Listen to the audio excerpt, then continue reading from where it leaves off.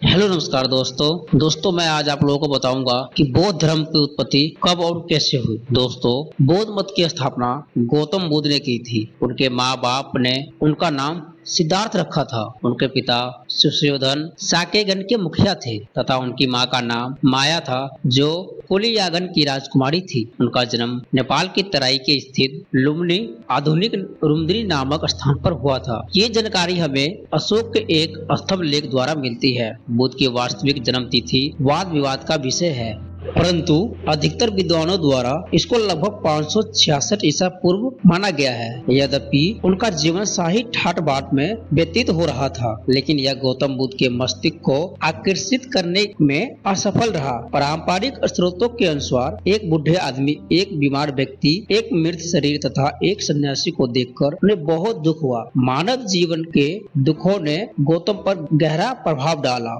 मानवता को दुखों से मुक्त कराने की खोज उन्होंने 29 वर्ष की आयु में अपने घर, पत्नी तथा बेटे का परित्याग कर दिया। गौतम बुद्ध ने सन्यासी की माटी घूम घूम कर 6 वर्ष व्यतीत किए। उन्होंने वैशाली के आलारा कालमा से ध्यान करने और उपनिषदों को शिक्षा प्राप्त की। उनकी यह शिक्षा गौतम को अंतिम मुक्ति के लिए राह नहीं दिखा सकी, तो उन्होंने 5 ब्राह्मण सन्यासियों के साथ उनका परित्याग कर दिया गया। उन्होंने कठोर समय को अपनाया और सत्य को प्राप्त करने के लिए विभिन्न कठोर यातनाएं सहन की। अंततः इसको त्याग करके वे अवरूला आधुनिक बोध गया के पास निरंजना नदी के किनारे गए और एक पीपल वृक्ष के बोध के नीचे ध्यान में मगन हो गए। अंततः अपने समाधि और 49वें दिन उन्होंने सर्वोच्च ज्ञान की प्राप्ति हुई। तब उनको बुद्ध ज्ञानी पुरुष या तथागत वह सत्य को प्राप्त करके कहा जाने लगा।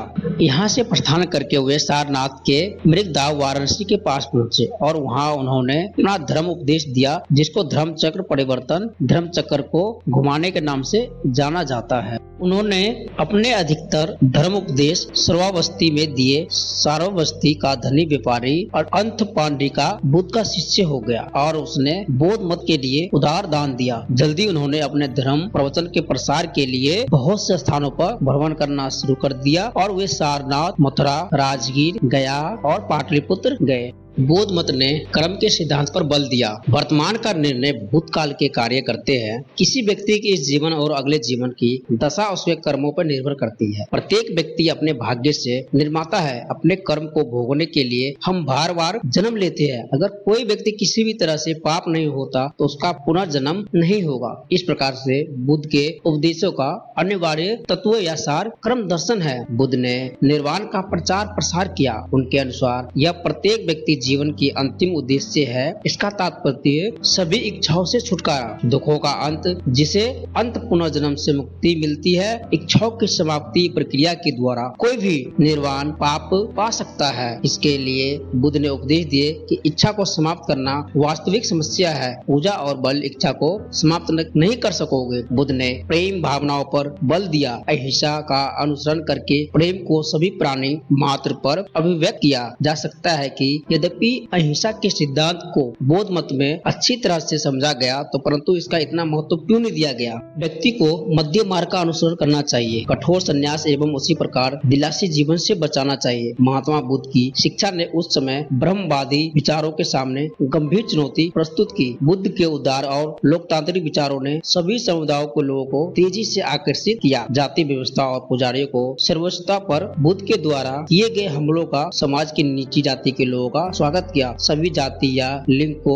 बौद्ध संप्रदाय को अपना कर सकते हैं। बौद्ध के मंत्र अनुसार उनकी मुक्ति उसके अच्छे कार्य द्वारा ही संभव है। इसलिए निर्वाण अर्थात जीवन को अंतिम लक्ष्य प्राप्त करने के लिए किसी भी पुजारी या मता और आवश्यकता नहीं रह जाती है। व्यवहारिक नैतिकता पर बल देना मानव जाति समस्याओं का सहज स्वीकृत समाधान और साधारण दर्शन से जानता और बौद्ध मत की आकर्षित किया। बौद्ध धर्म को संकलित सामाजिकता समानता विचारों कारण साधारण जनता ने बौद्ध मत को स्वीकार किया। राजाओं राजाओं के द्वारा संरक्षण प्रदान किए जाने वाले कारण बौद्ध धर्म का विस्तार तेजी के साथ हुआ। उदाहरण के लिए ऐसी धारणा है कि अशोक ने अपने पुत्र महेंद्र तथा पुत्री संघमित्रा को श्रीलंका में बौद्ध प्रचार प्रसार करने के लिए भेजा और उसने बहुत से बौद्ध विहारों को स्थापित किया और संघ के लिए उदार भाव में दान भी दिया। संघ बौद्ध मत की धार्मिक व्यवस्था थी। यह अच्छे प्रकार से संगठित एवं शक्तिशाली संस्था और इसे बौद्ध मत को लोकप्रिय बनाया। 15 वर्ष की आयु में आने वाले सभी नागरिकों की सदस्यता खुली थी, चाहे वो किसी भी जाति का हो। अपराधी, कुष्ठ रोग तथा संक्रमण रोग से पीड़ित लोगों को संघ की सदस्यता नहीं दी जाती थी। प्रारंभ में गौतम बुद्ध ने महिलाओं को संघ सदस्य बनाने के लिए पक्ष में नहीं थे। तो दोस्तों, ये सब जानकारी आप लोगों को कैसा लगा? अगर अच्छा लगा तो इस वीडियो को लाइक करें और चैनल को सब्सक्राइब करें। जय हिंद, जय भारत, धन्यवाद।